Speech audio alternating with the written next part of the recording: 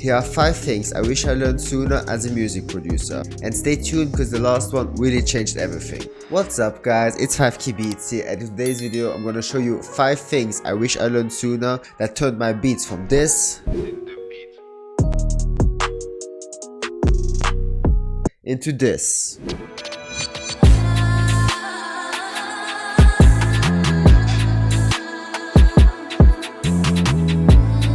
So let's hop right into it. Number 1. Using the right sounds for melody and drums. Let's take this beat for example.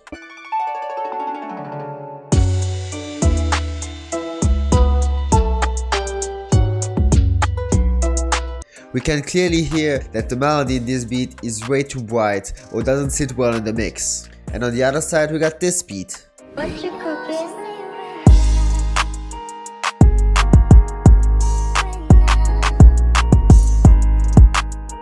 Here the melody sits well in the mix and takes up a good amount of space in the beat.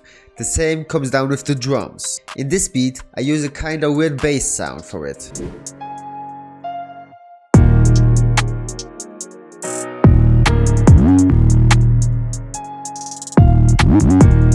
It's way too powerful and it doesn't really fit the vibe. On the other hand we got this beat.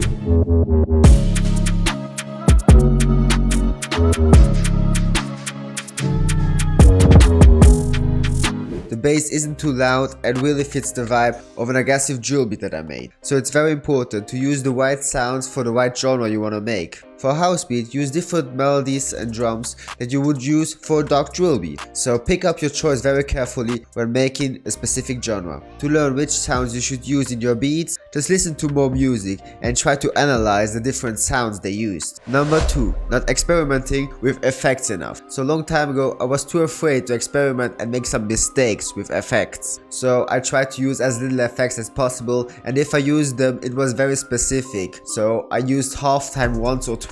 I used the sidechain effect just to give it some more variation, but some effects as distortion, delay and reverb I used very little. This made that my beat sounded very robotic and not interesting at all. So nowadays I just try to experiment with some effects. I use them way more often and I'm not afraid to make mistakes, because at the end of the day I can't just undo it if I don't like it, and nobody's ever gonna hear it except myself. Let's move on to number 3. Learning how to make better melodies from scratch. In the past and still to this day, I'm not very good at making melodies from scratch. I used a bunch of loops and samples, and there's nothing wrong with it, but I just want to learn and get better into my music career, so I know that I needed to develop the skill of making melodies from scratch.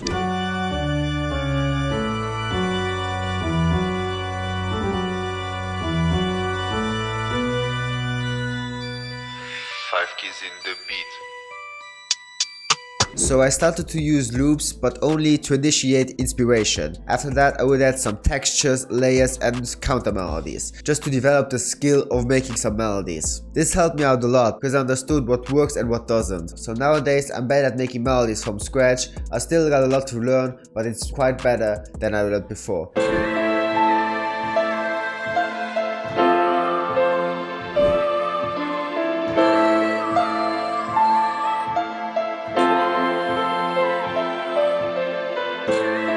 So let's hop on to number 4, mixing. I know mixing can be really complicated sometimes, and it's the most obvious reasons why your beat sounded bad. But I can guarantee you, a good beat with a bad mix is still better than a bad beat with a great mix. A mix can't really save a beat. If the initial idea of the beat is good, the mix will just make it better. If the initial idea of the beat is bad, the mix won't save it. And I know mixing can be really complicated sometimes, but it doesn't have to be that way. A lot of mixing issues just come up to sound selection. If you choose the right sounds, you don't need to fix anything in the mix. 90% of mixing is just by leveling your sounds and using the right sounds. I'm not telling you that you don't need to improve on your mix. I improved myself on my mix, watching some tutorials and learning on my own, and I turned a lot of my beats sounding from this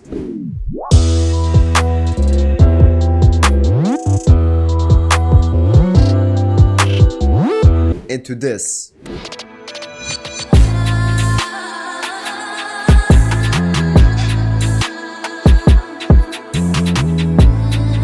So my mix definitely improved a lot since I started, but it's not the main reason why my beats started getting better and better. If you want to know how I mix my beats, just click on this icon here and you will see a video how I mix my beats. So last but not least, the most important tip that turned my beats from trash to good is leaving enough space for the artist. Bruh. I know everyone tells you to leave enough space with the artist, leave some space here, simplicity is key and all this stuff, but is it really that important? To be honest, yes it is. This is by far the most important and most difficult thing for me to do when making a beat. How to make a beat sound full and complete and still leave enough space for the artist to rap on. And to be honest, I can't answer this question to this day. I can just tell you one tip that I learned and really helped me out with this. If you can't really freestyle on your beats and can't find the right or multiple flow, then your beat is too cluttered.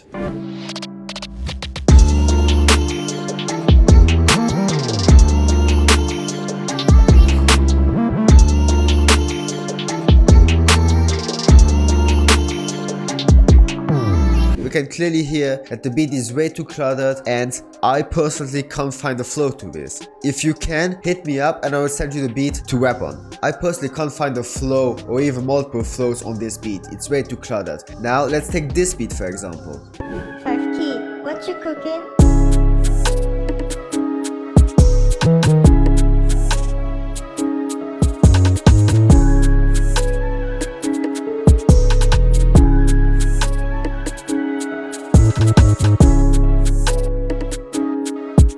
Here we got a ton of space, the beat sounded full and complete, but leaving a lot of space for the artist. Here I can easily find a lot of flows for the artist to hop on.